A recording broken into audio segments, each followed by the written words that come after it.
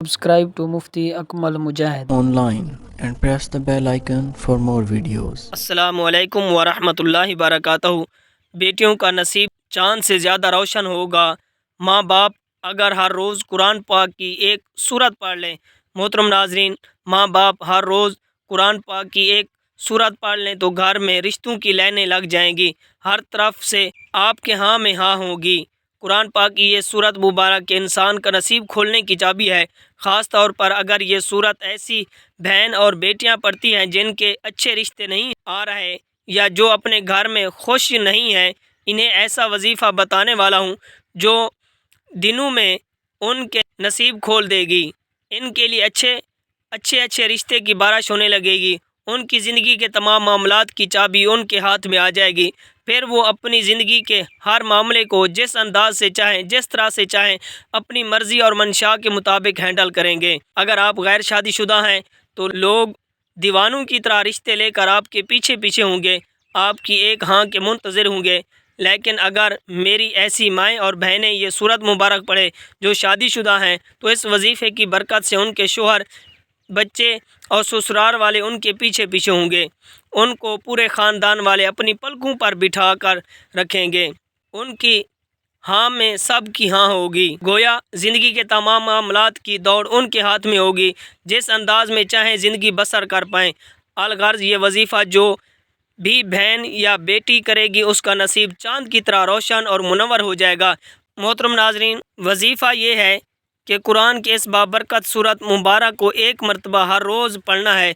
اس سورت کی تلاوت کے لیے محض وقت کا تعین بھی نہیں ہے، لہٰذا دن کے جس حصے میں بھی موقع ملے آپ پڑھ لیں، لیکن اگر اس سورت مبارک کو نماز فجر کے بعد پڑھ سکیں تو زیادہ بحث برکت اور زیادہ فضیلت ہے، ورنہ آپ پورے دن میں کسی وقت بھی قرآن پاک کی یہ ایک سورت پڑھ سکتے ہیں، کیونکہ حدیث پاک میں ہے جس گھر میں یہ سورت پڑھی جاتی ہے شیطان وہاں 3 دن تک نہیں آتا۔